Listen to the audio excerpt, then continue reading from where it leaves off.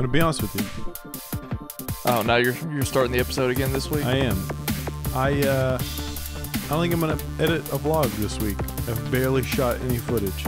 I don't think I've shot any footage. Yeah. We should have done some yesterday, and we just 100% didn't. should have. I think you filmed my friends I filmed your shoes. and my shoes.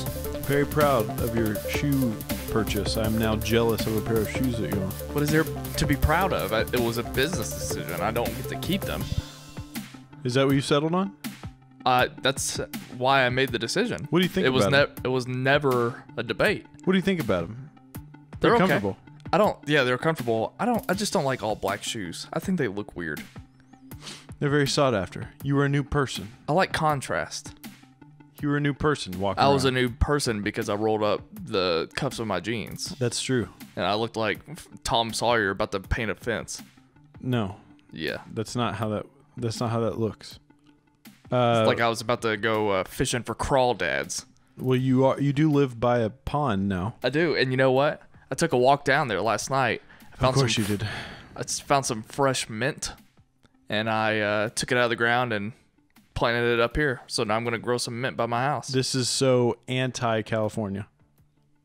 What, the mint? Walking down to a pond. Well, if it was California, I'd be walking to a beach. I've done my True.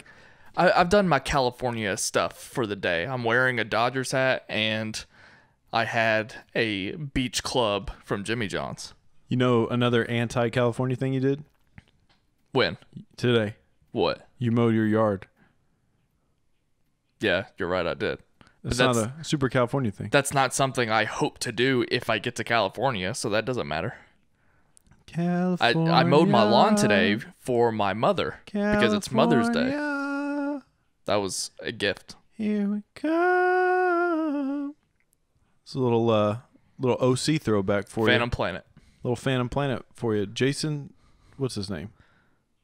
I don't know, but It's a guy from Rushmore. Jason Schwartzman? What Yeah, about him? He's the drummer of that band. No way. Yes. He's the drummer of Phantom Planet. He was at one point. He was the drummer of that band. What, isn't Adam Brody a drummer for his band? Yeah, he was. I Yeah, don't remember what I the think you're band right. was. Yeah, he was a drummer. We should do an entire. Who actually came up with that idea? Well, I think Josh came up. Your friend Josh. I say our friend, but yesterday. Okay, let's talk about what we did yesterday. Okay. Tell them what we did yesterday. Well, I mean, it started with the people that live in Nashville that I did not get to see on our Nashville trip. They came up to visit. So I hung out with my friend Josh and eventually my friend Ryan, who actually just lives in Lexington, but he ended up, also hanging out with Josh.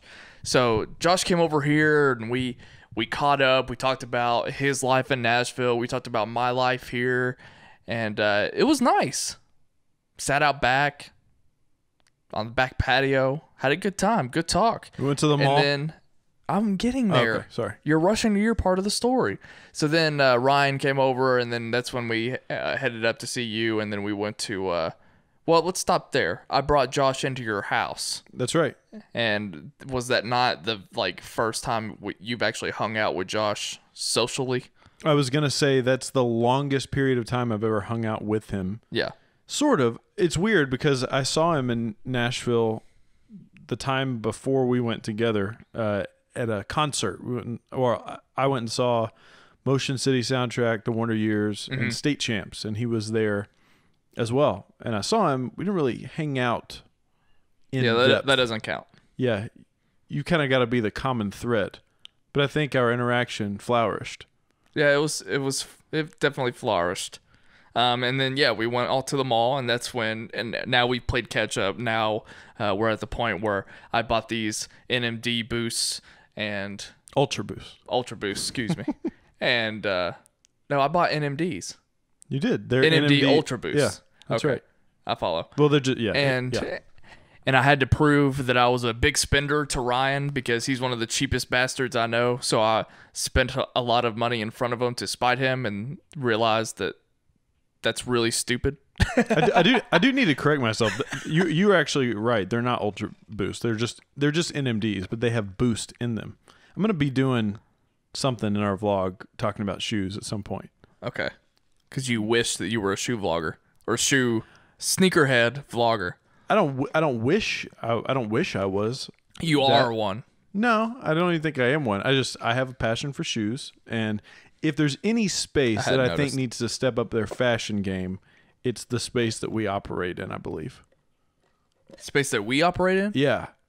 Well, we operate in a space that's filled with nerds. That's right. Exactly. Yeah. I mean, mainly my perception of how people dress in the space is purely on Collider.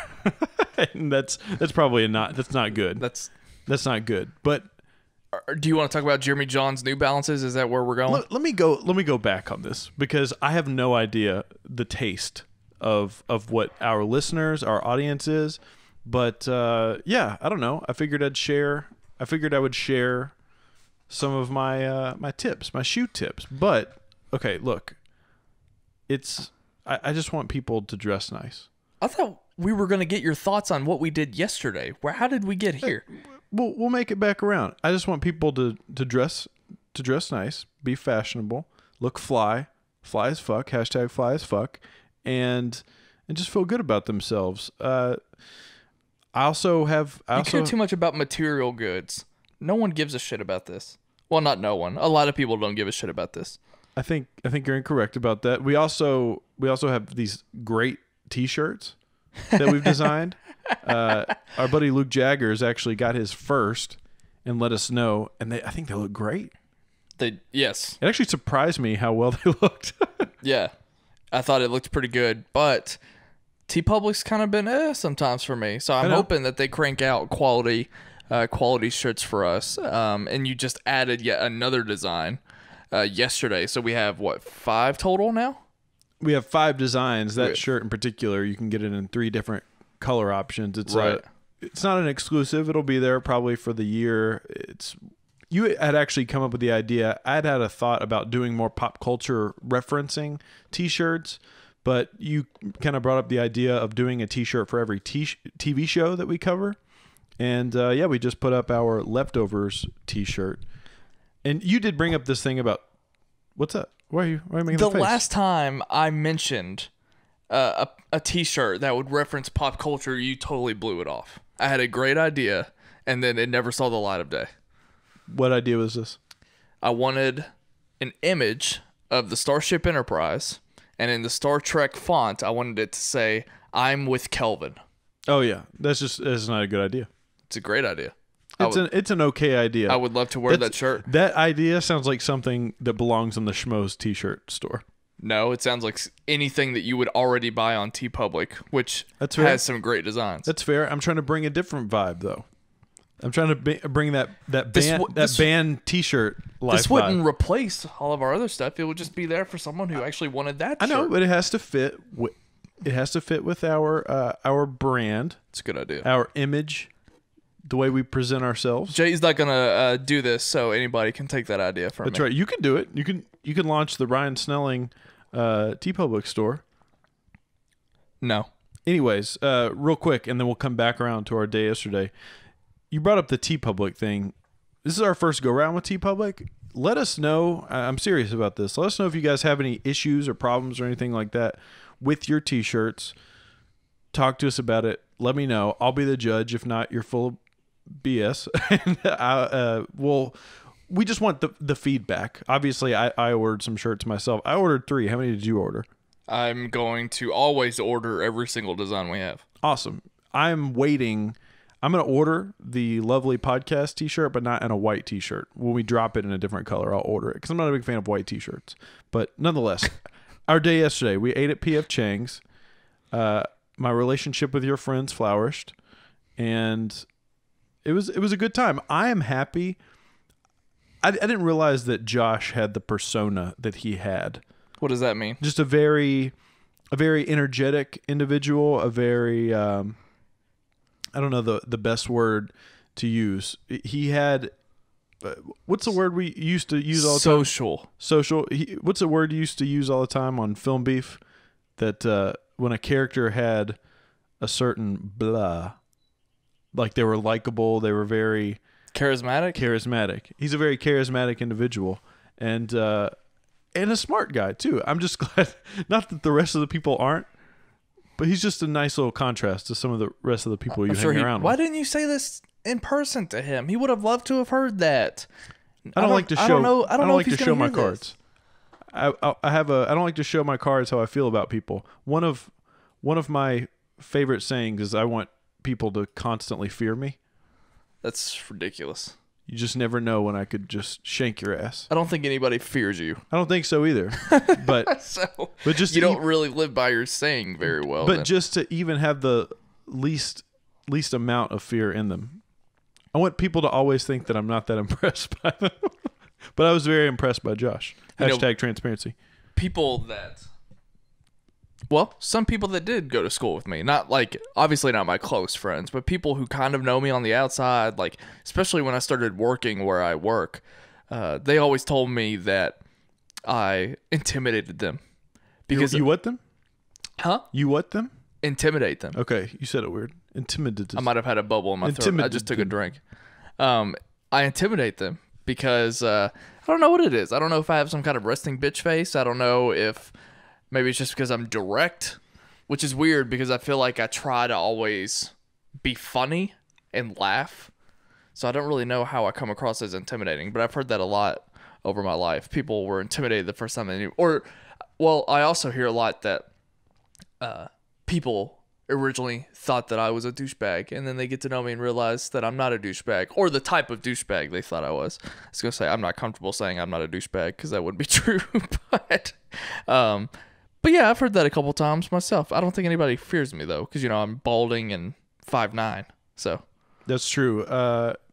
Yeah, I don't know. I feel like our relationship has changed since we've been closer. Well, yeah. I mean, just it's a pretty obvious statement. Maybe in a bad way. I remember the days when I had a little bit more of a mystery behind me, a little bit more of a mystique, and I don't have that anymore with you. Like, you don't like the fact that we're in a stage in our relationship where I call you out for your bad spelling? No. Whereas if I didn't know you, I wouldn't have brought it up. No, I mean, it's like if you were friends with Bruce Wayne and you were just hanging out of the Batcave all the time, it just... You just see behind the curtain. There's the magic wears off. So the celebrity of Ryan Snelling is worn off for you? Is that what you're saying? It would be vice versa. No. For those that don't remember how we met, you told me behind the scenes that it was Matt Wilson and I were your goals. Well, I was a child. That's true. And then I ended up being in a more successful band than you were in. Is that true? And then I was in... Is that true? I don't think either you could... I would think so. I would never throw the word success on either of those bands. More popular. Okay. How many years did you play? We were a band for 3 years, I believe. We were a band for 4 years. Yeah. I feel like we were on bigger shows. I don't know. I don't know about that. How many times do you have IHOP with Life in Your Way and Gwen Stacy? I played with Gwen Stacy. Oh, really? Yeah. Yeah. I told you that story. I know. I've heard it. I've also played with Under Oath. I just made that up. And then I was on Schmoes before you. That's true. That's very true. I think I'm the celebrity. Maybe more. Anyway, this conversation sucks. What were we talking about? I don't know. Did we finish yesterday? I was gonna throw one more out there, but I was. What about Mother's Day? I was gonna throw one more thing out there, but it would have revealed too much about my day job, so I'm not gonna do that. Do you have anything to say about Mother's Day? Because we're recording this on Mother's Day. What? I need to go get a card.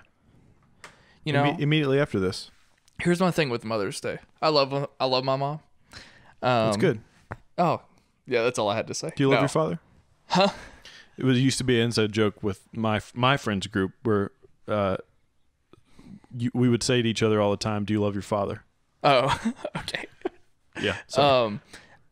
But today she's like, I think she's at her friend's daughter's graduation, and so she's out doing stuff. I think she's gonna go see my grandmother later. I should probably go do that too, but she's just out doing her own thing. So we haven't really done anything specifically for Mother's Day. I mowed the lawn for her while she was gone, so that was nice of me. I'm proclaiming that it was nice of me to our audience, and I'm kind of combining a couple of holidays. I want to know what your take is on this. Her birthday was the end of April, so it hasn't even been a month yet. Did you get her birthday present? Hold on. Okay. We also moved, so I was going to get her like a housewarming present, and now that it's Mother's Day, I feel like if I bought her a brand new TV, it would amount to all three of those holidays combined. And I also got a $100 gift card for her to spend on some things for the house. So, I mean, we're probably talking around $600. I feel like that can encompass all three holidays. The $600 Mother's Day gift is a nice move. That has the shock value. But it can't happen today because she's gone, and I want to pick out the TV with her, and then my vehicle can't hold it, and so I can't get it to her today. But when she gets this TV, it'll be like, happy birthday, happy housewarming, happy Mother's Day. Did you get her anything on her birthday? No. Okay, that's a problem. That's a mistake. Should have got her something on her birthday, even the smallest thing. Even the one I could have gotten her flowers, couldn't I? Yeah. At least. Yeah. I didn't. Yeah, that's okay. But my family's weird like that. Like, we don't actually, we talked about this on our Christmas episode. We just don't exchange gifts that much. I was the only person that got you a gift on your birthday. It's true. Yeah. Yeah, my whole family we're all about the gifts every holiday. Yeah, see, my grandmother gets me presents on Valentine's Day. My mom will give me like a Reese cup for Valentine's Day. Yeah. That's about it. I don't know. We're just not big on exchanging gifts. Yeah. Yeah. To each their own, really. And do you want to say anything about your mother? What are you doing for her? All I'll say is, well, I asked her what she wanted, and she said, "Your presence." A Let's Talk Legion shirt. Your presence is a present. Jesus. That's a Kanye West lyric, and look, I'm down with that. I'm good. I can appreciate that, and I'm sure that's from the heart. But I'm gonna go get her a card and probably a little something else too, just to kind of celebrate the day. I love my mama. She's good. You can hear her on Let's Talk Legion, the very last episode. Okay, are we moving on? I think we got some Twitter polls. Yeah, let's get into. Somebody asked us in the comments on YouTube on SK Plus about doing something like this, and here's what I'll say behind the curtain.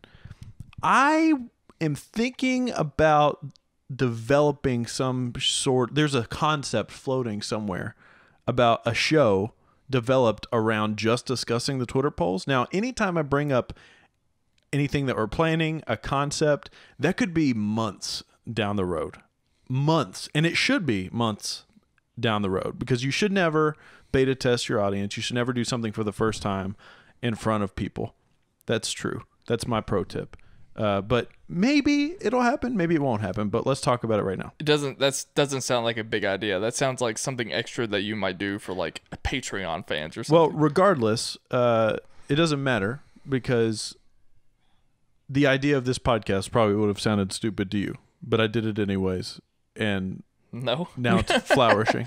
It's not the same thing, but that's fine. It is the same thing. So anyway, I don't think my thing is to not bring things up to you and execute them anyways, and then bring you on later on. Okay, great. So anyway, I don't think you even explained what we're about to do, but let's just go over last week's Twitter polls real quick so we can get the updated results.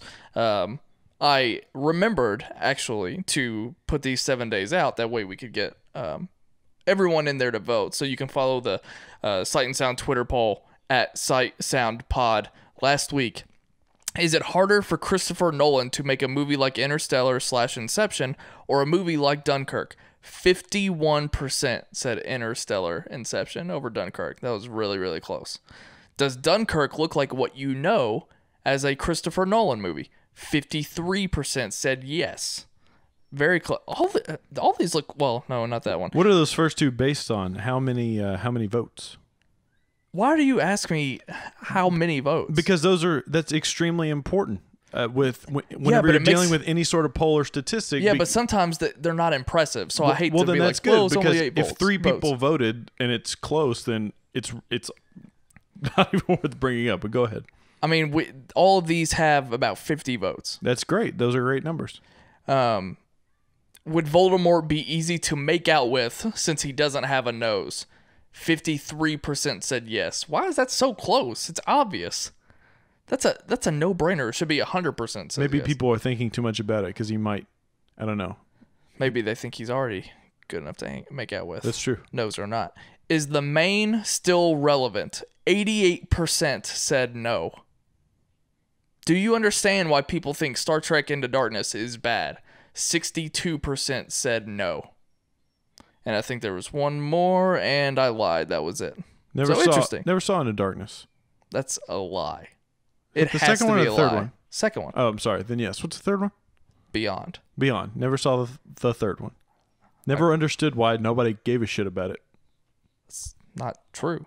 A lot of people didn't give a shit about it as much as they did the first two. Are you gonna make me look up the box office? Because No, I'll do it. I'm sure the box office was fine. I'm talking about bigger picture, Ryan Snelling. Bigger picture. Okay. What are we talking about today? We're starting off with We're music? starting off with a little music talk. I just put a Sight and Sound music episode up on our podcast feed. Yeah, it's not up on YouTube. Well, it'll probably be up on YouTube by the time you guys hear this, but I basically did an entire episode just talking about New Music Friday, about all the releases that came out. It was an absolutely massive week. Bonkers. Not just for full album releases, because there was only probably two major full album releases that came out on Friday, but a ton of singles, a ton of announcements. Like there was an announcement of the new Bryson Tiller album that's going to come out.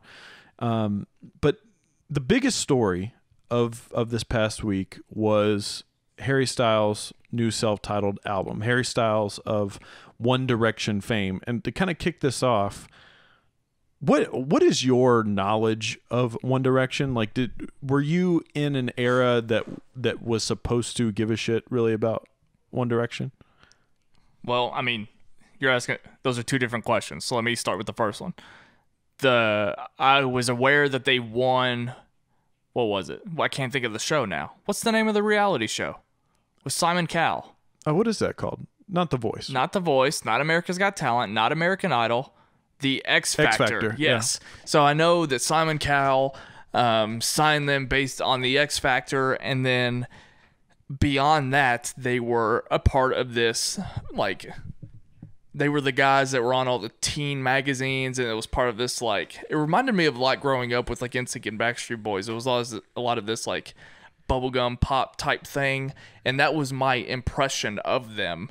You're a boy band at the time. And so they were just automatically annoying, I guess. Due to my ignorance, I sort of had that, like, I imagine that kids' parents, like the parents of kids that listen to One Direction probably annoys them based on their persona, their identity. I feel like that's pretty safe to say. So I kind of took part in that. But I had a friend of mine who was actually really into them, and so when we would hang out, she'd be like, "Oh, let's listen to the latest One Direction songs they put on the music video." And there was actually one song that she played, and I thought it was pretty good. Right. It was Little Things, that really soft, mellow song. Okay, maybe not familiar with. Maybe I know more about One Direction. 100%. I'm not familiar with them hardly at all. Oh, okay. Especially because at that time, again, I've talked about it many times, but that was sort of my dark period with music where I wasn't keeping up with things as much as I am now. But I do remember one Christmas. Well, they break through into the zeitgeist just because of how big they are. But I remember one Christmas, I have two younger cousins, one that's 10 years younger than one that is 13 years younger. And for Christmas one year, they got life-size cutouts of Harry Styles and somebody else. In fact, I might go grab that Harry Styles one now. But so I was just like enamored with it, and it's funny because you were enamored with it. I was enamored with the fact that this was a thing. The fact that it was like, because I was getting flashbacks to the different phases of my life, remembering when boy bands were a big thing. Obviously, you touched on NSYNC and Backstreet Boys, and I remember LFO growing up back in the day. I mean, really, really young, New Kids on the Block being a really, really big deal. And with all of that comes a whole other persona, or not persona, a whole other topic to discuss, which is the idea of boy bands. I don't want to spend a ton of time talking about it, but I do want to reference it. When I say boy bands and this style of pop, what sort of characteristics come to mind when we discuss things like that? Like, what is your take on them? What do you think of? What annoys you about them? What annoys me about them is that they're probably they seem like more of a product. Manufactured. Exactly. That's the impression I get, because in our day-to-day lives we talk about bands, we talk about being involved in the underground music scene back in the day, and then when you compare it to something that's radio pop, I already don't really listen to the radio. I'm not as familiar with it. So when something seeps through and it's so big to where someone who doesn't listen to the radio is still annoyed by One Direction, you just automatically get that impression, especially one that comes from a reality show. 100%. Because you have it's a whole nother level, yeah. Because we're probably elitist and we discredit reality television already. So then the fact that this reality television just cranked out this product, that makes it even worse. 100%. So, but I guess the archetype of a boy band is not only that, but there's of course the most annoying one, which is probably the lead, the most famous one, which like if we're talking NSYNC, it would at the time be Justin Timberlake, which actually I never really had a problem with. But I want to discuss the psychology of it after the fact too, because it is fascinating. You can look at it just from the perspective of the music itself. And yeah, I think a lot of the annoyance comes from being a purist, the fact that we're adults and not being able to sort of understand that perspective. They're manufactured. They're making music just to appeal to, which is interesting too that we're talking about this, because when you actually take a second to think about it, those 5 kids were on X Factor, because they were already a thing. So like at first they were just kids with a dream. They probably worked really hard at what they were doing, even though they weren't always a literal band. I don't think they've played their instruments and everything that they've done. I'm sure they've done stuff acoustically and things like that. But regardless, the fact that we just gloss over that fact and we don't give them credit for actually getting to that place in the first place, because if it could have been me, I would have loved it. I mean, they were on the Mickey Mouse Club. It's just this. Well, only a couple of them were. I think. Well, you know what I'm saying, though. With Ryan Gosling, they had to grind, right? But for some reason, people just don't, or at least a lot of people don't even consider that at all. And then they go straight to that's annoying. Yeah, well, it's fascinating because yes. Like I said, the annoyance comes from the fact that we're adults and we know all the nuances and all the stuff that makes great music, and then they represent, not just but these different waves of boy bands and like bubblegum pop styles of music, whether it's Britney Spears, Christina Aguilera, those types of individuals. It represents the most manufactured version of that style of music. Like, for instance, we all know that in pop music, people write songs for other people. But we also know with these boy bands and just over the years, we know that not only do they have people that write songs for them, they manipulate how they dress, how they talk, how they're perceived, all of this stuff. It's a whole machine. And I think to us as purists, it just comes across as very, very disingenuous. Now, there is a fascinating aspect because with every wave of this style of music and these artists, there is that annoyance when it's there because they're overplayed on the radio, they're in commercials, they're everywhere on magazine covers, like you said. But then years later, now when I hear an NSYNC song or I hear a Backstreet Boy song, it's almost, I don't get annoyed by it. I'm not mad about it. It's like a nostalgia factor. You can appreciate it a little bit more. So I think that's a fascinating sociological perspective to look at, that like in that moment you hate them, you despise them, but then years later you can move on from it. I love listening to NSYNC. Right. It's awesome. It's great. One thing that I think goes hand in hand with all of this is the fact that there's always an eventual time where one person or two person breaks away from that group and does what we're about to talk about, which is go solo. There's always like really high expectations, and then they don't always meet them. I mean, there are Absolutely. I think it was JC Chazé. Didn't he also go?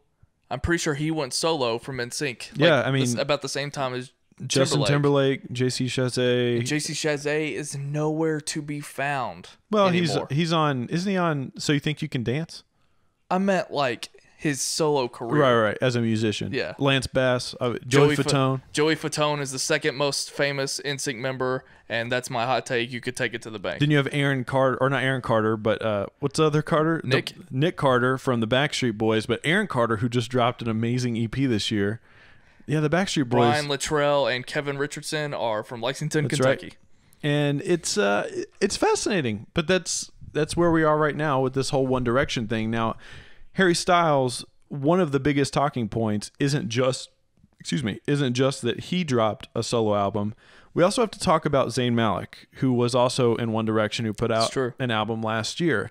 Now, I did a review on that on In the Galaxy, and I was not impressed with that album at all, because it was fine. It's fine, but Zayn Malik did exactly what I was fearful of, and what I am fearful of anytime this happens, is that he went from One Direction, this massive pop thing, and just went and did a solo massive pop thing. I mean, he was adopting every single thing that was popular at the time. Last year was all about R&B. It was all about being not just R&B, but like alternative R&B. So many artists last year adopted underground alternative R&B style, the style that The Weeknd popularized, How to Dress Well. I mean, all of these huge artists, and they took it and they adopted it for pop music. Justin Bieber is another individual who did it, and he made a really great album, but it was by the numbers,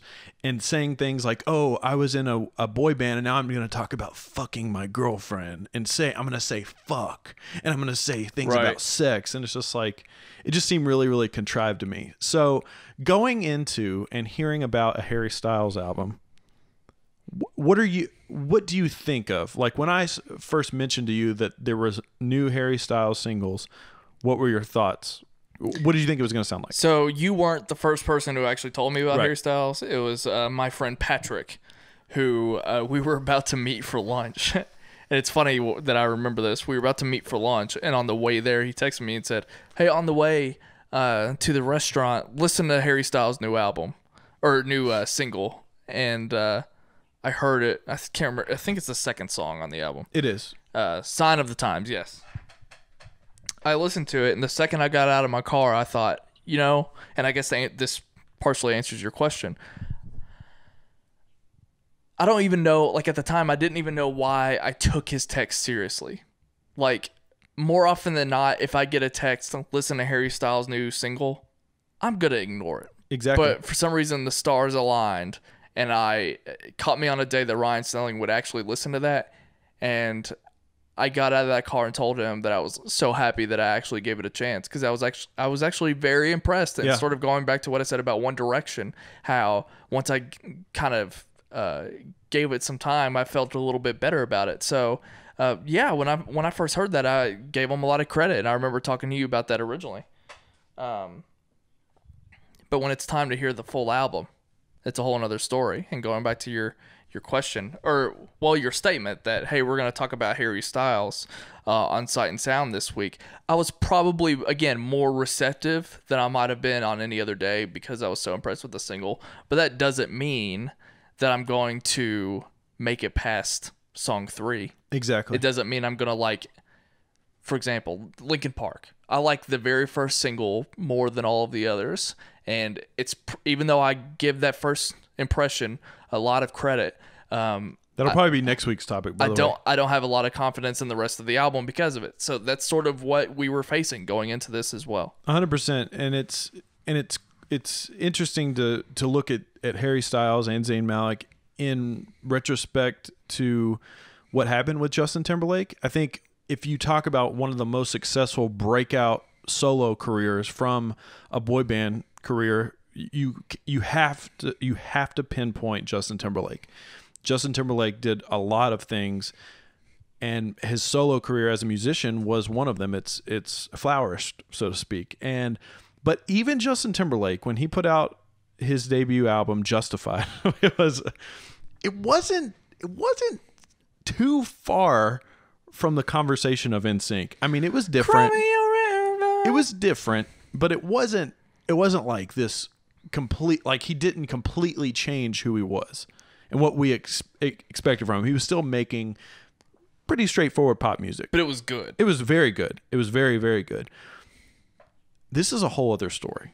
This is a whole other conversation. Yes. When I went into this, even after hearing Sign of the Times and the second single, I thought that there was every chance that those could have been one-off, the artsy songs, the experimental songs, and the rest of the album could have been, because when you go into this, you're thinking this is a guy who's coming from a pop culture machine. Everything is constructed for him. They have sit-down meetings about how he should dress.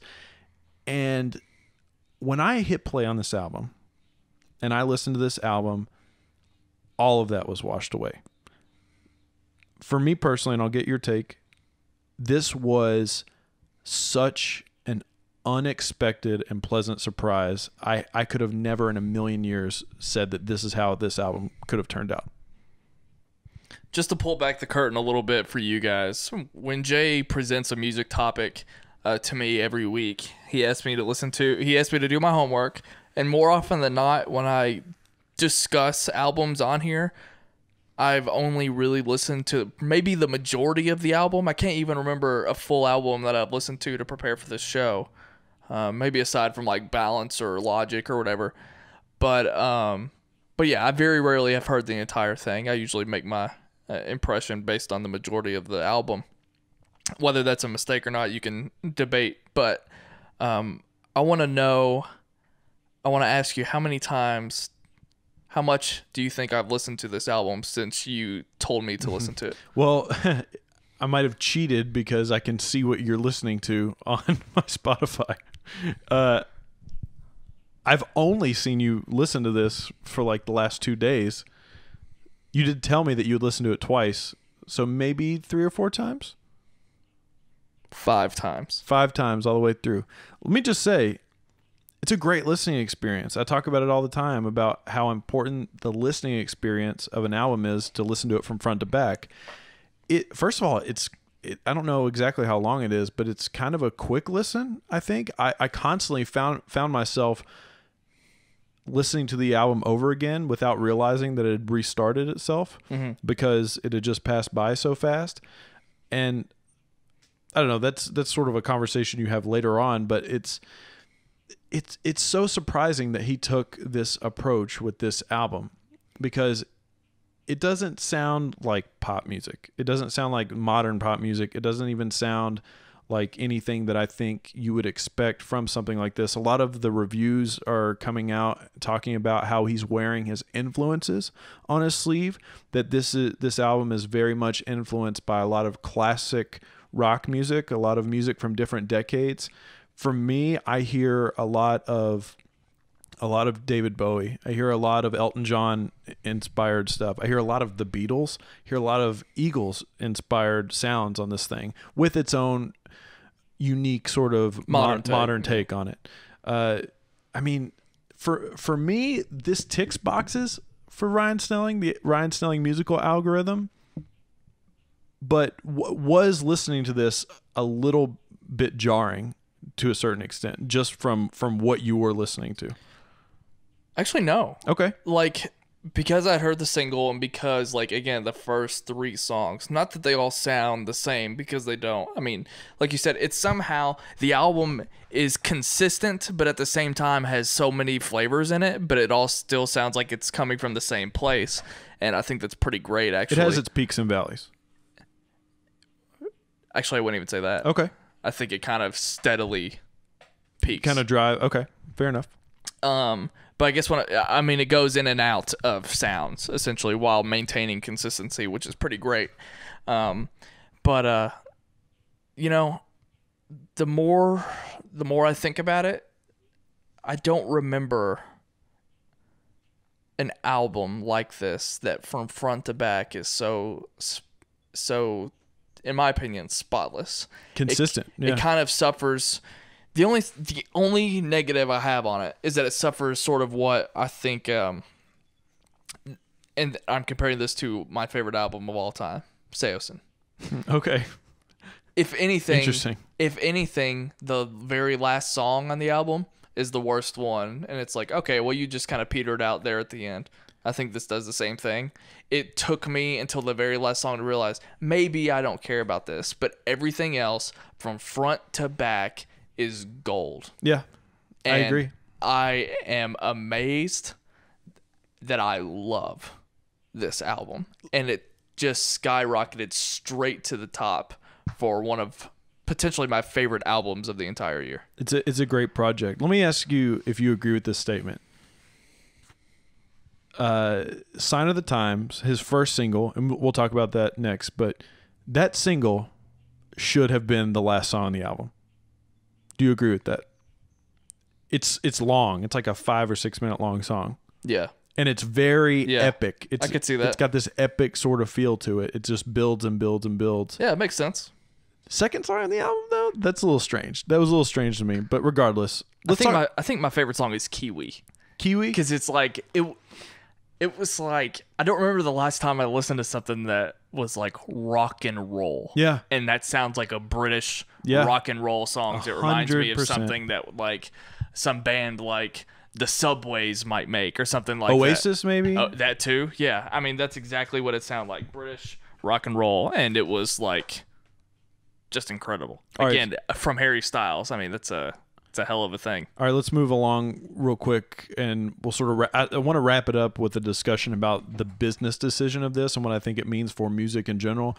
But the single itself, Sign of the Times, the first single, the one that he performed on Saturday Night Live, that song, the sole decision to put that out as your first single, so many other songs could have been the single here. Yeah. And that song achieves two things, in my opinion, that singles should achieve. I do think it's a hit song, but it also set the tone for the entire album. That song is such a bleak song. I mean, that song sounds to me like a song that's going to be in a black comedy while the world is falling apart. Mm-hmm. I mean, it's such an odd decision to make a song like that for Harry Styles. I mean, it just doesn't make sense to me. Would you ever put that song out as your first single on your solo album?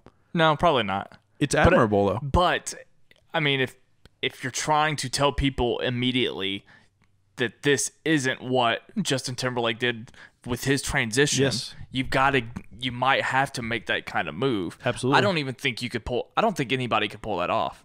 I mean, this conversation could be very different. When something like that happens, we could easily be like, oh yeah, this isn't Harry Styles. He should be bubblegum pop. Like this conversation could have been totally different, but it worked out this time. Oh, the risk factor? The risk factor is at a 10. Yeah, I mean, it is so high. If this did not come off flawless, if this was anything short than flawless, this would be one of probably the biggest fails, I think, in music. Let's talk about the impact, then we'll take a break and all that stuff. The impact of an album like this. When we talk about Harry Styles, when we talk about One Direction, this is a new level of success from anything that we talk about.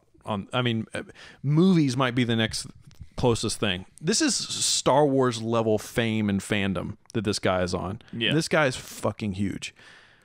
For an artist of this size and of this caliber to do anything and succeed at anything outside of what everybody else is doing, to break the mold on when we discuss things like modern production, modern songwriting, when somebody like this succeeds at breaking the mold at that, there are ripple effects across music. Mm-hmm. Somebody like Harry Styles making this decision and succeeding at it and making a great album tells other major artists, even on the same level or steps down, that they can make artistic decisions like this. Now, with that being said, the actual business decision to do this, I thought really long and hard about it. There's only one other artist that I can think of that has made similar decisions to this. Can you think of who that might be and has just burst through the roof in terms of success? I think you are asking the question that I was about to ask you, but Okay. you worded it differently. But this will give away my question. Donald Glover. That's a good pick. That's not who I was thinking of. I'm going to go way, way, way bigger. The only other person who has pulled off something similar to this is Adele. No, I was going to say Beyonce. Adele, well, sort of. Beyonce still makes music that is still very relevant to the sound of Destiny's Child. Well, it's still very relevant to the sound of modern pop music. Yeah. Even though she takes crazy risks and crazy chances. But Adele makes pop music that is more akin to an older sound that maybe is more. We talk to people all the time that they don't enjoy music today. They don't enjoy newer music. They like classic rock. But I guarantee you a lot of those people like artists, or might be an artist like Adele is appealing to them because she has a sound that's a little bit more retro, a little bit more older. I could easily see fans of Adele who don't listen to a lot of modern, newer music easily be a fan of Harry Styles. Sure, absolutely. It's a good call. We had that same conversation about Dunkirk, which, funny enough, Harry Styles is in the movie, about how Dunkirk could be appealing to a lot of people that don't go to the movies all the time, a lot of older generation individuals. Well, when you're taking cues from people like Elton John and the Beatles and just classic rock in general and combining it into this style of music, I actually think it's a pretty smart marketing decision. That's actually where I was going. Okay. I was about to bring up Dunkirk. Last year for us on Sight and Sound, it was the year of Donald Glover. I was going to ask you if you thought this potentially could be the year of Harry Styles. The 3 months that Sight and Sound was in existence last year. And he owned all of them. I agree. And yeah, I mean, look, I tried to watch some interviews with this guy.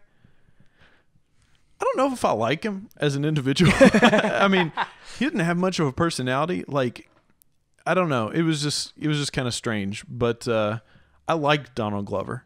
Okay. He's a really weird guy. That might be the difference. But he could, again, we might be having a similar conversation where we're talking about how great Harry Styles was in Dunkirk. It also has to be said, too, that Harry Styles is much younger than Donald Glover. It's true. He has a much more open canvas, so to speak, to break into other things. Like, for the longest running thing with Donald Glover in terms of acting in bigger movies was to play Spider-Man. What's his name? Miles Morales. Miles Morales as Spider-Man. If anybody is still having that decision, go to sleep, because he's too old for that role now. He's in his 30s, I believe. I believe it's like 30. He's got to be like mid-30s. 32, 33, yeah. Yeah. He's just not in that discussion. Harry Styles, I think he's in his mid-20s. I think he's your age. Maybe a little bit younger. I have no idea. Younger, maybe. But regardless, I mean, this guy has a full career ahead of him to start, younger roles and whatnot. He's such a talented guy. I love this album. I will have a full album review, but, I'm sure you guys can kind of figure where I'm landing on it. But for you, it's an album of the year candidate. Oh, I'm giving it an A+. Okay, fair enough.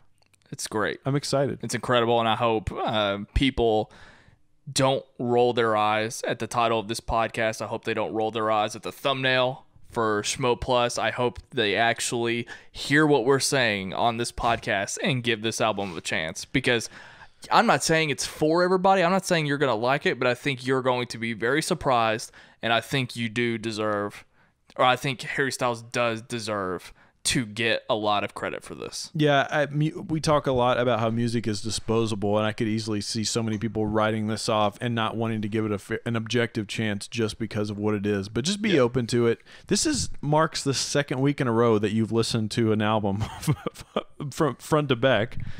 Is Ryan Snelling turning over a new leaf? It's crazy because, like, a month ago we were getting in gear for all of the spring television, because we had like 8 shows come out at the same time, and it's just hilarious to me that I've spent more time freaking out about music instead of the TV that's been coming out. I agree. So but anyway, let's take a break, and when we get back we'll talk TV. let's do it. Let's talk about. And I just television. realized, and forgive me, I guess it didn't come naturally, but we went that entire segment without a Twitter poll. Yeah, I forgot about it. That's okay. We were in too deep. All right. I'll put something out about Harry Styles during the break. Okay, see ya. Did you know that Sight and Sound has a YouTube channel? If you didn't, you need to go and subscribe to our YouTube channel. Just go to YouTube and search for Sight and Sound, or you can find a link in the description of this podcast. But yeah, if you're wanting more Sight and Sound content, you can get a ton of it over on our YouTube page. There's a lot more content over there. I do music reviews. Ryan talks about movies. We talk about TV, obviously. And yeah, it's kind of a nice little place to go if you need some more Sight and Sound in your life. You can follow the Twitter poll at Sight Sound Pod during the break. We posted a question. Before today, did you plan on listening to Harry Styles' debut album? And I messed up and forgot to set it 7 days out. I suck. We put out a second question as well. Would you trust us if we said Harry Styles' new album is one of the best of the year? We will update you later on in the show. Jaye Williams, are you ready to talk television? I'm ready to talk television. Look, let's just be honest here. We didn't have a ton to talk about. Well, yes, for television? Yes, we do. I actually have 2 or 3 things to talk about with television, but you won't let me talk about them. Specifically, Fargo. Oh yeah, no. And I'm not caught up on American Gods, which is my fault. Actually, I haven't seen any of American Gods, so not just. I'm interested in your take. Yeah, I probably need to watch that, don't I? Yeah, I think you should, especially because I think the first episode was free on their app. Haven't gone back since. Haven't heard a ton of people really. I guess there've been some people talking about it. I got the subscription specifically for American Gods. Did you really? Yeah, I told you about it on this very podcast, right. Actually. Well, look, we got this new TV show called The Gifted to talk about, and by the time this is out, people will have seen the full trailer. We saw the teaser, and just to give people a backstory for those that don't know, we did a podcast called Let's Talk Legion. It's a separate podcast from Sight and Sound. We did it for TV Time, the app TV Time. If you don't have that, check that app out. It's amazing. But while we were doing that podcast, in the midst of X-Men on TV, which we were very excited for, we got this news that Bryan Singer was developing a X-Men standalone show on Fox proper. We're pretty excited about it. What did you think of the news when you heard this for the first time? We were excited about it? I think we were excited about it just because we were riding high on Legion in general. I was excited, and the prospect of X-Men on television. I was excited about Legion, and I was excited in the idea of having more Fox stuff on TV. But knowing that it's actually on Fox instead of another FX show or whatever, I don't know if I was excited about that. And because I've seen what they're doing with Gotham. That's interesting. If this was on FX, we would be spoiled. Super high, on it. I think this might be the first time that a network has aired 2 superhero shows from different companies. Oh wow! They're doing Gotham. That's fascinating. Interesting. I'm sure somebody can correct me. I mean, not that they haven't done it. I'm talking about simultaneously, not just in history. But I mean, I know what Gotham is. My old roommate watches it regularly. It is. Correct me if I'm wrong. It's kind of strange that it's not on the CW. Is there I'm sure there's a whole story about why that's not the case. You mean like in their universe? Yeah. I guess it's just it was made by different people. It's odd. Anyways, sorry. Greg Berlanti and his crew kind of focus on what they're doing. I mean, the Supergirl thing was an anomaly because that was his show, but it was picked up by another network. And you're not a fan of Gotham. I've never really watched much of it. No, I'm not. Why is it? And it also just doesn't fit with the timeline. Like, just based on what would Gotham look like if it was connected? You would just see Commissioner Gordon hanging out with the Flash.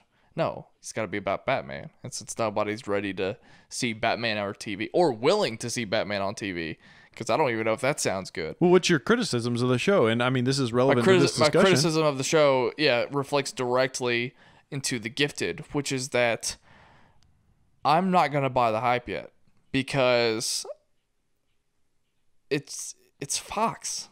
and it's superhero. This is going to be one of those things that could easily be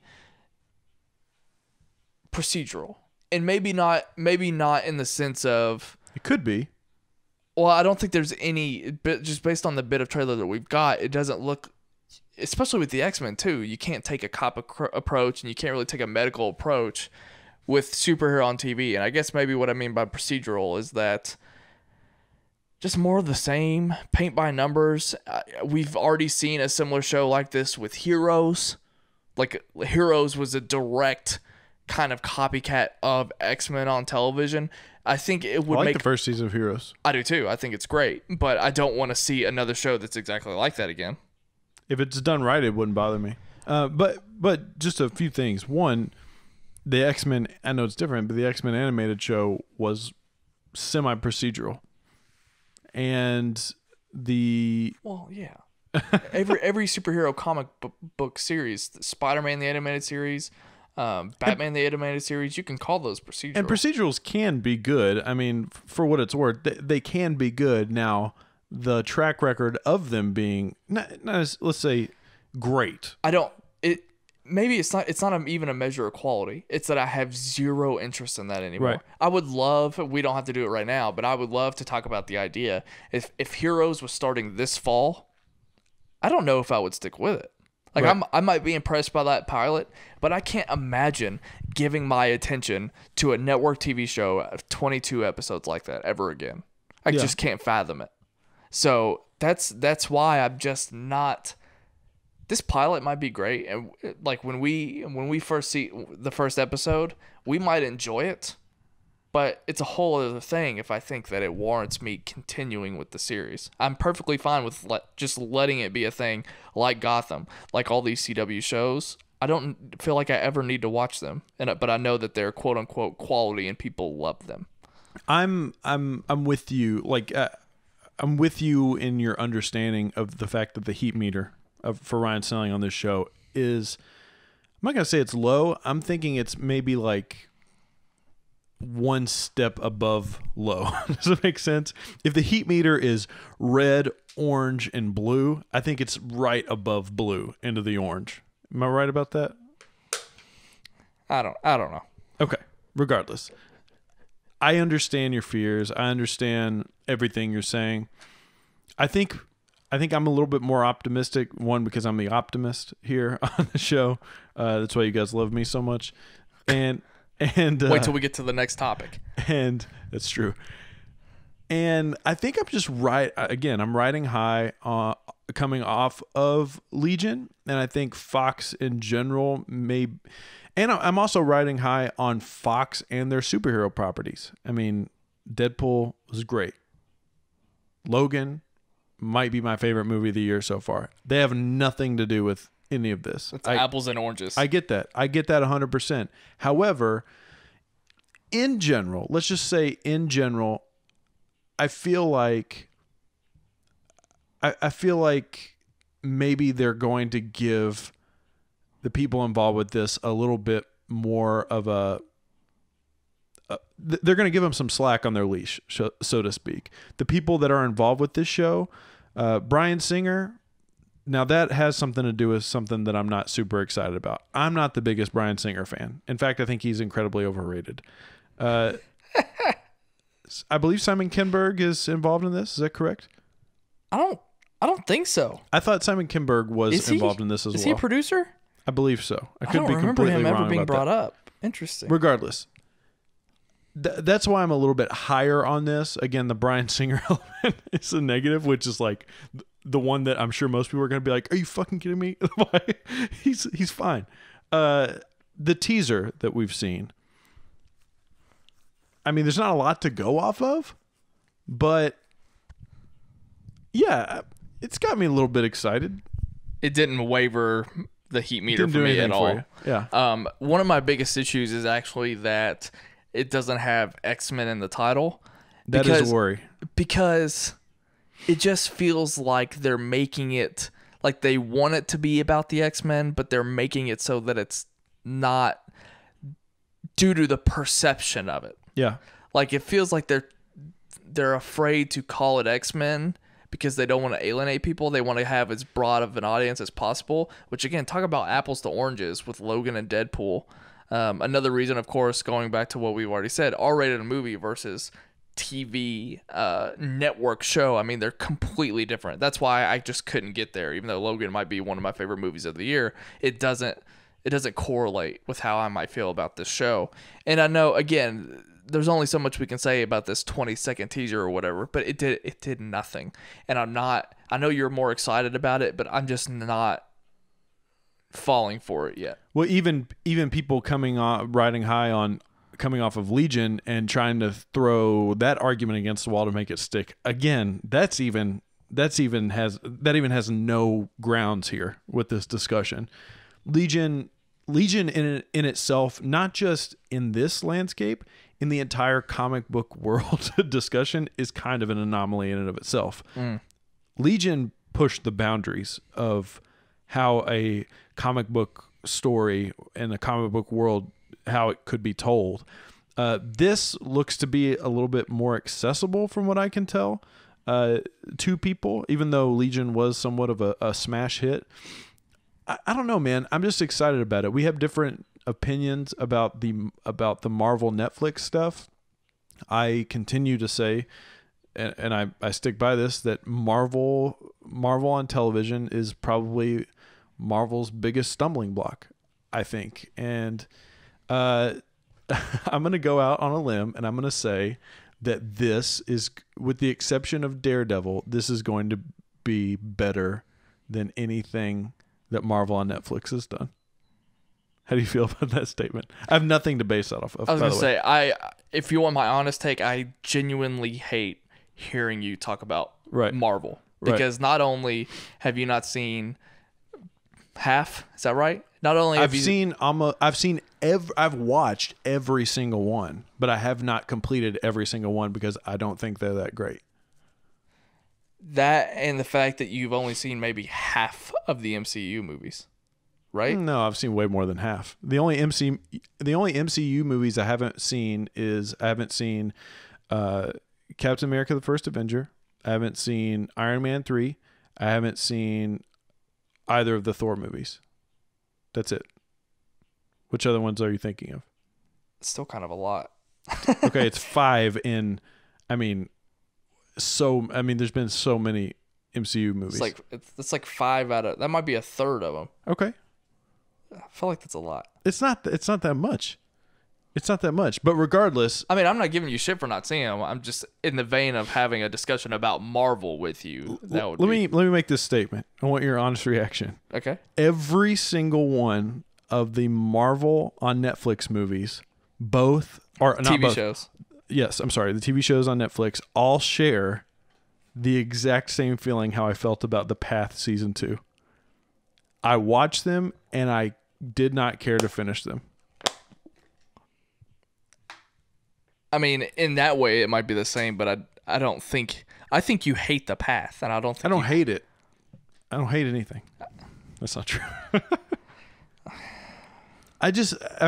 Going back to this, I never know how you feel about things. I don't see how the dread that you had watching The Path, I've never heard you speak that way about any of the Netflix series. Well, you finished Iron Fist in its entirety. No, I didn't. And it's the worst. No, I didn't. I never finished Iron Fist. There's no way. I've never finished We watched Iron Fist. the second to last episode together. So are you telling me that you didn't watch the finale? I've maybe seen 6 episodes of Iron Fist. That's not true. I swear to God, we watched episode 10 together. We might have watched episode 10, but I promise you, I've not seen all of Iron Fist, and I've never seen. It was at your house. It was your call. I haven't seen all of Iron Fist. I could be off on the numbers, but I thought I've only watched 6 or 7 episodes of Iron Fist. One of us has CTE, so that's true. But I promise you, I don't think I've even made it through half of Daredevil, the first season. The last episode I saw of Daredevil was straight trash. It was the one where he was locked in the building.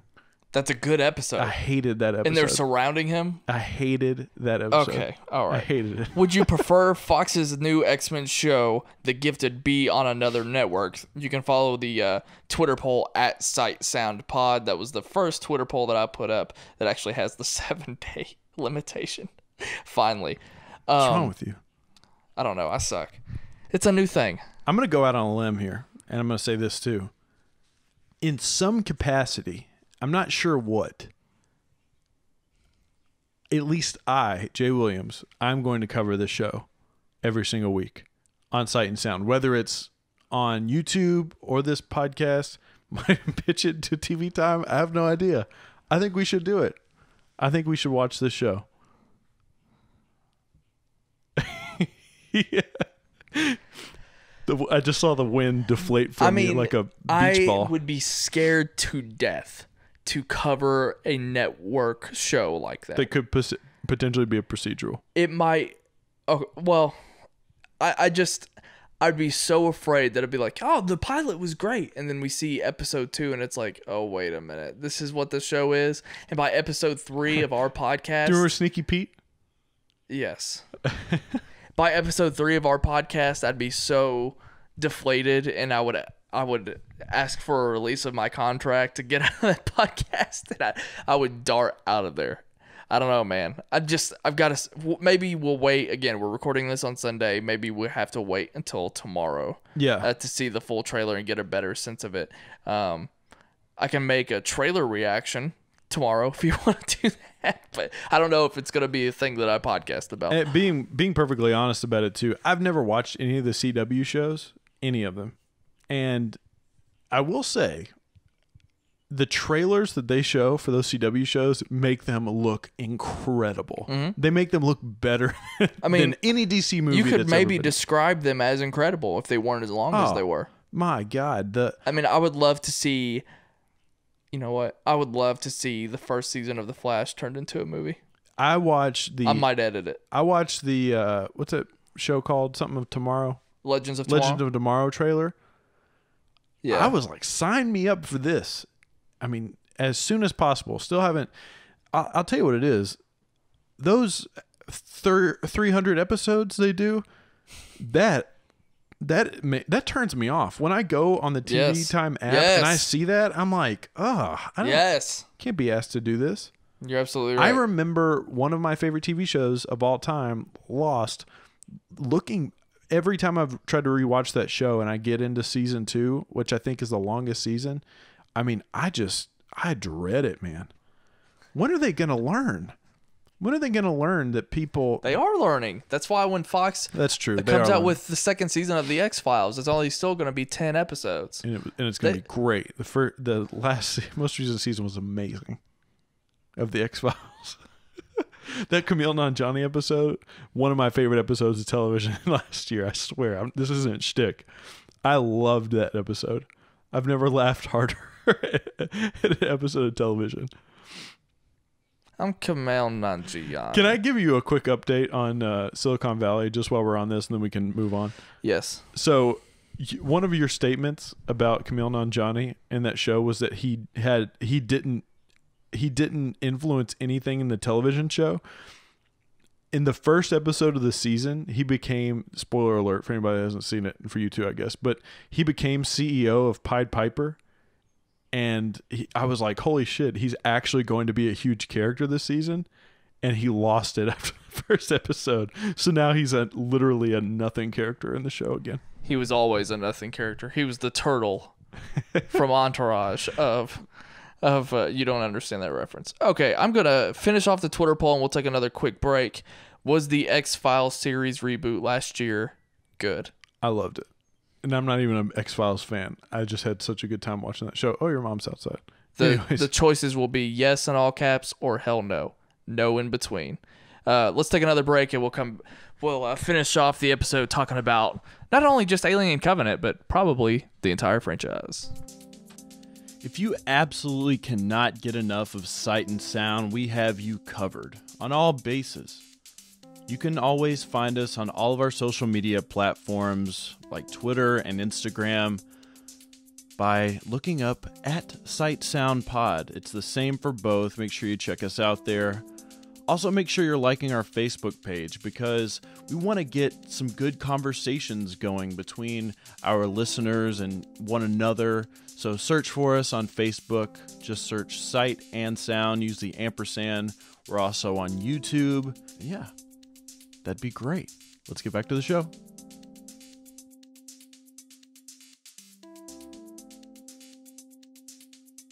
All right. What are you doing? I'm looking up information for our next discussion. Are you looking up Ridley Scott's filmography? Am I about to take you to town here? No, I already looked that up. What are you looking up now? I'm looking up box office for Prometheus. Oh, why is that relevant today, Jay? Because we're talking about a movie that nobody cares about. That's so idiotic. Called Oh my god. Alien Covenant. I'm just joking. I'm joking about that. It's a movie I think nobody should care about. How about that? You haven't seen it. I haven't seen it, but so we had this discussion a little bit on our summer preview about Alien Covenant, and I think it is one of the most ridiculous movie franchises that exists. I think there are some movies that exist that just do not need movie franchises, and this is one of them that I think is maybe my number one that doesn't need a movie franchise. I recently rewatched Alien, the first Alien. It was 2 weeks ago, I believe, and updated my opinion on it. And first of all, the first thing I want to say is that movie suffers from the exact same problem that Blade Runner suffers from, in my opinion. The pacing of movies that were created back then is not up to par with the pacing of movies today. And I was fucking bored out of my mind. And it had been, years since I hadn't seen that movie since I was like in middle school. That movie, I fell asleep watching that movie. So I didn't know that we were going to discuss Alien before coming on the show. I had originally intended to watch the movie today in preparation for Alien Covenant, but since I haven't updated my opinion of it, which is something that we do like to talk about on here, I haven't gotten to yet. But from what I remember, I still think that what you're saying is crazy. Because I remember watching Blade Runner, and we talked about it. I did not and do not see what the big deal is. Right. At all. But I'm still very interested in the sequel, Blade Runner 2049. 100%. Because I'm hoping that it's the updated version. And we get we have a more of a modern context as to what this franchise can hold. I feel like you can say the exact same thing about this movie. So I don't know why. Part of me wonders why you're sitting there writing Alien Covenant off so easily when you can do that same thing with Blade Runner 2049. You can look at it like this is finally the more recent Alien. If you want to talk about Prometheus, the more recent Alien that we should have gotten 4 years ago when Prometheus came out. I don't know why you're going into this so down. So the main issue comes from the fact that, especially after that first movie, one of the reasons that Blade Runner is so interesting to me is because not the first movie, but the sequel to Blade Runner is so interesting to me is because Blade Runner, the concept of Blade Runner and the world that exists, the world that is built, is interesting in and of itself. That's interesting. I want to know why the world is the way it is, why they're doing all of these things. In Alien, they're in space trying to colonize, in the first one, they were trying to mine for minerals. None of that. Okay, great. That sounds cool. Whatever. There is an alien. They're attacked by an alien. The alien has no personality. The alien has a backstory, apparently, that is completely uninteresting. We found out about that backstory. That movie was not great. There's nothing interesting. There's nothing to find out about this story, about this world. There's nothing to uncover and discover about all of this stuff to create an entire franchise. Every movie has been essentially a horror movie, with the exception of Alien 2, which is more of an action movie. But we've seen it with Terminator. We talked about it in our summer preview. Even that is more interesting to me than Alien. The world that builds is far more interesting to me than Alien. It's a fucking spaceship floating out in space, and a monster comes on board. What new are they going to be bringing to the table? I don't know. I haven't seen the movie. Okay. I mean, some people, I don't even know. I mean, reviews have come out. Some people don't know if it adds much to it at all. Yeah. But that doesn't mean it still can't be a quality movie. Absolutely. I mean, there's nothing about it that makes me want to write it off like you are. Like I also haven't seen Alien 3 and 4. Have you? I have not seen. Take that back. I've seen parts of Alien 3, like on TV and stuff. I've only seen Alien and Aliens, and I think that I've talked about it before. And it's a whole other part of this discussion too. But go ahead. That's another very popular opinion is that those two movies are classics, and in the same way they mirror the Terminator franchise so perfectly. The first installment being a low budget horror sci-fi that just came out of nowhere, and then the second one became more of an action movie. Both were made by James Cameron, as a matter of fact. So they do hold similar parallels, and you're absolutely right about that. But I still think that this is a story that can be done in the modern age. Even if they were going to do like a soft reboot, I think I would be pretty cool with it. Like the way that a Force Awakens... This is essentially what this is, what Covenant seems to be. Well, it's a return to form. So I guess in a way, people could consider that. It's a return to form. They even cast somebody that looks like Ridley in the first one. Well, I also think that about Prometheus. Yeah, 100%. Shaw mirrors Ridley quite a bit in resemblance-wise. But anyway, maybe it's just because... Is there any part of you... Who likes Prometheus more between the two of us? Me? Oh, 100%. Is there... Wait, real quick. Let me ask this question. Is there any part of you that is excited or... I don't even know. How do you feel about Alien Covenant? Are you excited for Alien Covenant? Yeah, I am excited. I'm going to see it in theaters. Is there any part of you that's excited for this film because you feel like you have to be? No. And because you saw a trailer that looked cool? No, I'm genuinely excited to see it. Okay. And I'm hoping to have fun. Like I want there to be really great scary moments. I want to see what the alien looks like nowadays. Since we didn't really get it in Prometheus, I'm just excited to see all of that again. I'm happy for all the brand new actors that we're gonna have. I just want to see a very cool movie. A movie like Life that came out earlier this year. I mean, it's very similar to I think what the first Alien probably was. Whether you're inside the Alien franchise or outside of the Alien franchise, this type of movie will pique my interest no matter what. So I think that's why I'm still feeling good about it. Whereas, like, I'm not really.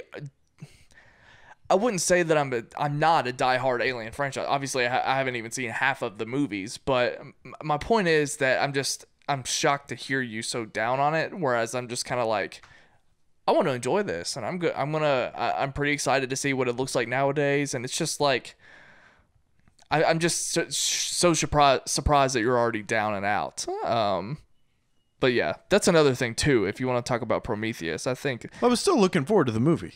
Let me just throw that out there. I mean, there's still a lot of, just from seeing the trailers, like I thought the trailers looked great. I think Michael Fassbender is fantastic. I think the alien looks really cool. It's a beautiful looking movie. I mean, all of those things are out there. You know, all of that. Just track record wise, the Alien franchise does not have a good batting average. Like the first Alien, I guess for what it is, can be, you know, for the time that it came out and all that. I don't think it personally holds up. I think the second one is great. I mean, but it sort of stands on its own. I mean, you're right. I mean, it is hit or miss, and when you look at it as a franchise as a whole, I see what you're saying there. And it's just funny how it kind of led us down two different paths, whereas you're just not really you don't want another bad Alien entry. You don't want it to affect you again. You don't want to go through another motion where, okay, here we go. Just they keep cranking out these shitty things, whereas I'm just looking at it like, I think this is finally going to be one that we enjoy quite a bit. Even though I liked Prometheus more than most, I think this will be the movie that I think everybody will get on board with, casual and diehard Alien fans. And I'm just excited to hear that too, because I think that means that, again, if we want to take the soft reboot approach, because it looks very much like the first Alien, and just based on the trailers, I would actually like to see it sprout. And so the next 2 or 3 sequels that we end up getting, I hope that they're able to, again, kind of sift through the story a little bit more and expand and finally get like a worthy Alien trilogy, if you will. But I mean, it seems to me, and I could be wrong, but it just seems to me like Alien 2 is such a beloved movie by so many people. okay, Aliens, Jay. Aliens. It's not called Alien 2. The second Alien movie Aliens is such a beloved film that I've always wondered why they. Well, and I guess in 3 they kind of sort of tried to take that approach. Why haven't they just gone all out Terminator style with this franchise and said, fuck it, let's just do these balls to the wall action. Let's make Bad Boys in space with these alien motherfuckers. Is that what you think Terminator is now? Bad Boys and no, I don't. Time travel? No, I don't. But I'm just saying, like, you know, I don't know. Terminator. Let's not talk about Terminator. What? let's talk about the reviews that have come out. I've seen 2 of them. One from our beloved Schmoes, and I've seen Chris Stuckman's, and they both say the same thing, that this is sort of like Alien and Aliens had sex together, and Prometheus. Hell they yes. made it a menage a trois, a 3-way, and all 3 of those movies fucked each other, and this is the film that we're getting. Does that sound exciting to you? Yes. I agree. It actually does sound like exciting that to me. movie. It does sound exciting to me. Most of this conversation has to do with the commentary of do I think people should be as excited about this film as it seems like they are. Now, like I said, I'm high on the trailers. I'm very high on the trailers. Judging by the reviews, I'm probably not going to go to the theater to see this. And currently at a 75% on Rotten Tomatoes. How do you feel about that rating? I'm fine with it. Yeah. We talked about it before. I mean, a movie can be a 50, and I really dig it. I mean, okay. Well, what do you expect to get out of this movie? Because I think a lot of people going into Prometheus, I expect to have fun. I expect to enjoy it, and I expect to look forward to everything else coming afterwards. That's all I want. So with any sort of franchise, though, they're I building on want- some sort of storyline. I want to enjoy it more than Guardians of the Galaxy Volume 2, which isn't going to be hard. Okay, let's have a discussion real quick about franchises. In order for multiple movies to exist like this, does it need to tell a bigger story? Or does it need to be more like, I don't know, it could be, I'm not the biggest horror fan, but it seems like a lot of horror movies, they do tell a bigger story, but they're more focused on just the scares each and every time. And do you want this to continue on with what Prometheus set up by building onto a bigger story, a deeper mythology? Definitely. Okay. Absolutely. Do you think Prometheus succeeded in that regard with that movie? I think like everything with the engineers and all that stuff, I still think that's pretty cool. Okay. I like that idea of it. And I like the idea of franchises still implementing their quote unquote bad movies.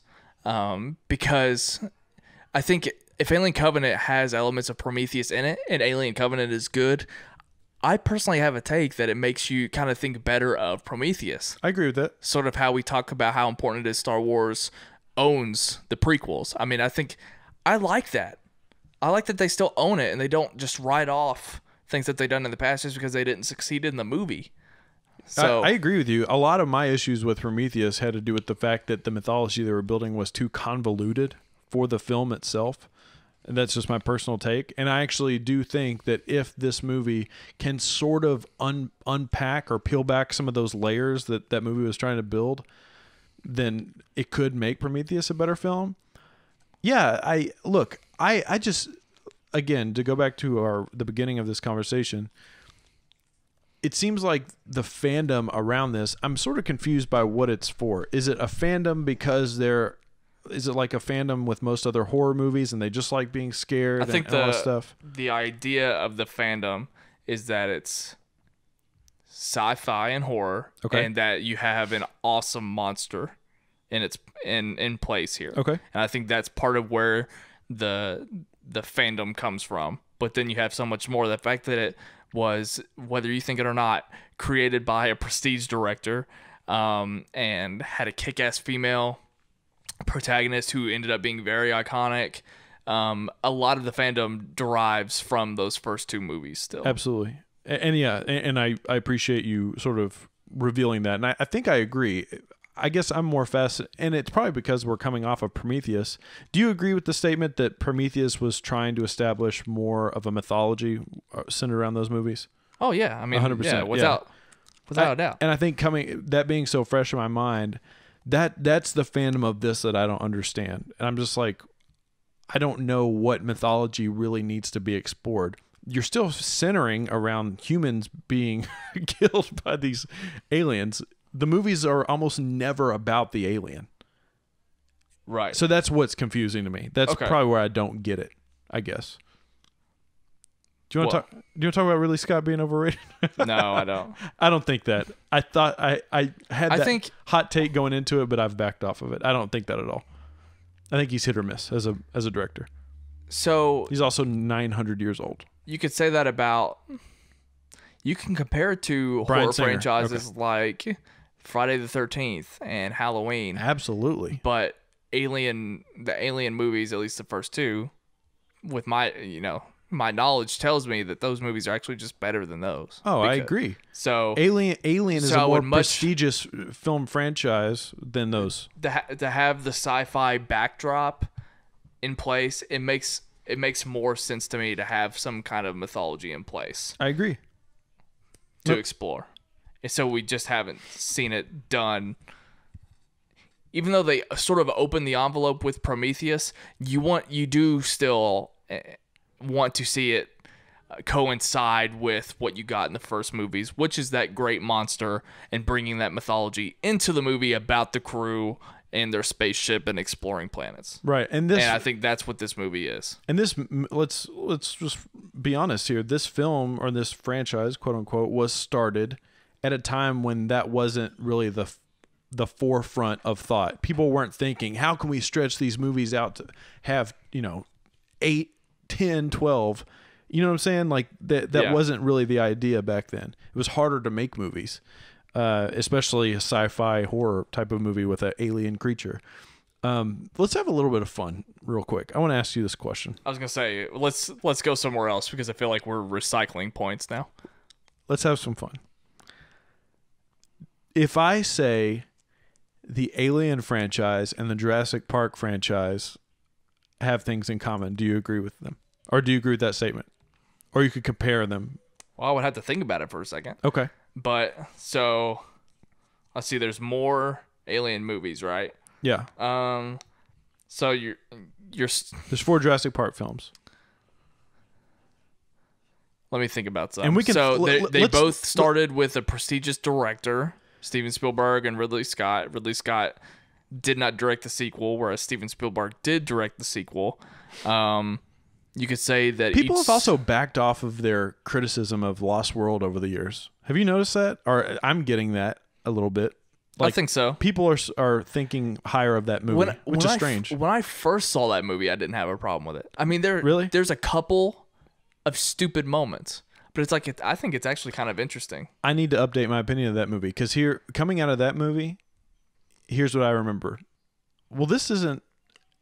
I walked out of that movie thinking this isn't anything like the first one, but I wanted it to be, so I couldn't make up my mind if I liked it or not back then. I don't think I've really updated my opinion since. I did watch the third one. The third one is straight trash. The only thing that I can come up with right now is that they were started by prestigious directors, and then in recent days, their quote unquote reboot / sequels were misfires in the general consensus of it all. Yeah. And that's pretty much all I've come up with at the top of my head. Jurassic World has more in common with Wait, no, aliens. no. Hold on. I'm sorry. No. Sorry. My own opinion, I just started screaming at myself. Jurassic World is not a misfire by any means because I think the general population loves that film. Yeah. It's obviously the third highest grossing movie ever or whatever. You and I don't have a high regard of that movie. We do not have a high regard. Thank you. I really, really needed to correct myself right there before I got yelled at in the comment section. The reason I wanted to bring that up is because I actually, even though I think they do share a lot of common ground, especially because Jurassic Park hasn't always been the most consistent quality wise either. And I think you can throw both of those. I mean, yeah. I mean, in that case, this game, we could say that about any franchise in existence. But Well, I'm not. the reason why I wasn't finding comparisons is because their peaks and valleys are in different places. 100%. Whereas Aliens is probably the best movie in the franchise, and it was the second sequel. You can't say that about Jurassic Park or Lost World. The third movie being arguably the worst, I guess you could pick up on that. But going from 2 to 3, that trajectory isn't the same either. So that's the only reason why I wasn't connecting dots. They're also sci-fi, horror, suspense, thriller films as well. I think from the first film, and Jurassic Park is maybe one of the greatest films of all time. Jurassic Park built a more interesting world that I think you could go deeper into and explore more. There's more possibilities than the first Alien film did. The first Alien film was incredibly contained. It was, yes. I mean, that movie, to even walk out of that film thinking that there could be, 5 more films that's completely ridiculous if you think that walking out of that first film. With Jurassic Park, I mean, there was so much you could have done there. Let's move on to another film that I want to ask you about because I just watched it last night or 2 nights ago. Edge of Tomorrow. Movie's great. Movie is incredible. I left that movie being completely fine if that was the only one they ever made of that. They're making more. Me too, but the second that they announced that sequel, yeah, there wasn't an ounce of me that was upset about it. Absolutely. And the fact that Doug Liman is so confident, like his quotes on that sequel are nuts. Oh, that should have been what we talked about today. It was because they announced the sequel title or whatever. But anyway, the quotes that he has said that he loves this idea. It's way better than the first one. It will change how sequels are made. I mean, all of those things are like, holy shit, are we about to get the best movie in the world and we don't even realize it? So, like, you're right. We don't need a second one, but none of me is, not an ounce of me is scared to death about it or anything. I agree. Another movie that I think established a much bigger world to explore than Alien did. And the only reason I'm comparing these two is just because, again, I've always been fascinated about the demand and the interest for additional Alien films, and I think the longer it's been, I think more people just want them to right the ship, because I mean that's incredibly frustrating. Imagine the first 2 Star Wars films being amazing, and then I guess we kind of got this. I mean, the third one was good. But imagine if they just stopped after the prequels and we still had no idea if they were ever going to make more Star Wars. Like, we would be banging down the door for more Star Wars films. Right. So, I don't know. It's more fascinating. I just don't understand it. I've never been a big Alien fan. I don't understand people that are giant Alien fans and get super stoked for these films. But I do hope they succeed. I really do. I was there for Prometheus. I didn't know it was an Alien movie. I was there, or I will be there on my couch for Alien Covenant.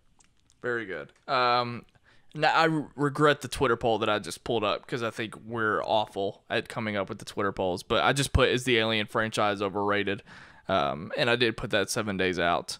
So, anyway. You did or you didn't? I did. Okay. Even though I regret it, but I'm not going to delete it now. Is there anywhere else you want to go with this discussion? No, all good. Okay. Guys, we have T-shirts. I was going to update the polls. Okay. Well, I just want to let people know before we get out of here and you do your thing. We have T-shirts, sightsoundpod.com. Go pick up your T-shirts. like Ryan said earlier on, I just dropped a new design for our Leftovers recap podcast that we're doing. I like the shirt. I think it's great. Even if you don't watch The Leftovers, you could still buy this t-shirt because it's pretty ambiguous, and I think it's got a cool design. I might be a little biased, but I think it's really good. Sightsoundpod.com. Pick up your t-shirts. Support independent content creators and look good doing it. Let's get into the Twitter polls. Not a lot of votes come in on this, I'll be honest, but in general today. But before today, did you plan on listening to Harry Styles' debut album?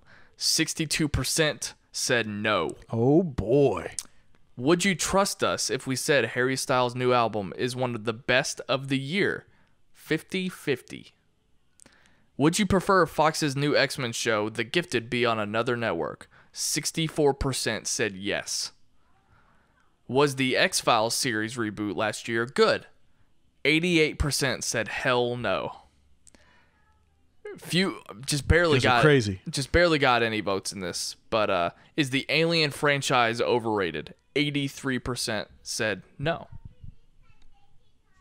There's a child outside. Yes, there is. I'm just making that known. I guess it's family time outside my door for Mother's Day, so we better get out of here. But I do want to remind everyone.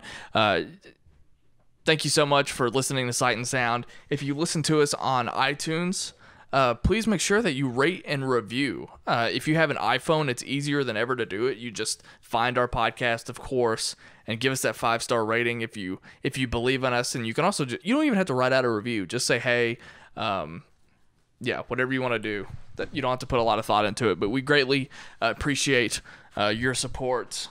And please subscribe to our YouTube channel. All of our podcasts appear on that YouTube channel, but we also do music, movie, and TV reactions and reviews. You just put up your Logic review. I did. I've been going crazy on the album review stuff. I had one for Jameson. You have been killing it. One for Logic.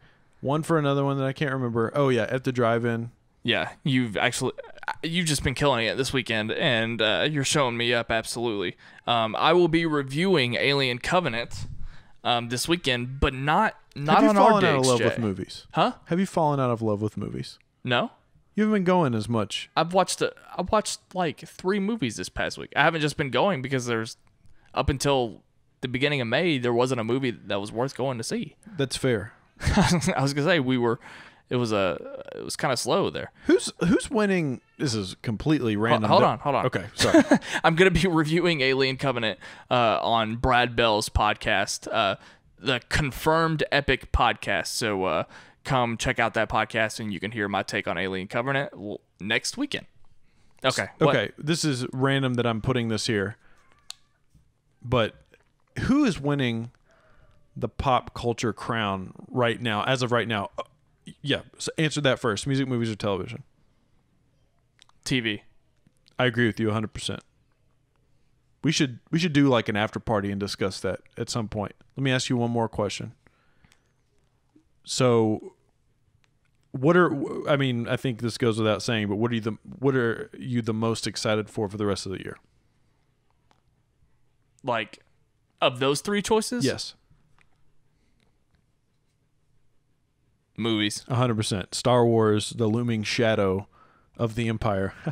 That's cast its long shadow. Yeah. Next month is June, the 6th month of the year, some might say.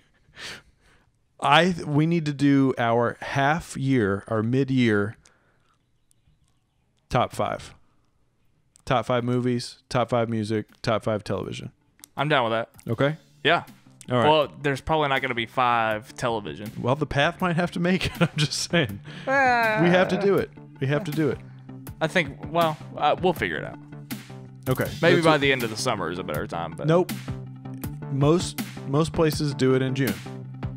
We're not most places. I don't live in the past. Okay. All right. Guys, you can find me on Twitter and Instagram at Jaye Williams, J-A-Y-E. It's the same for both. You can find me on Twitter at WhatUpSnell. Oh, and on Instagram at WhatUpSnell. It is the same for both, and I didn't even explain how I retired my New York Yankees hats, but we'll talk about that next time. Okay, bye.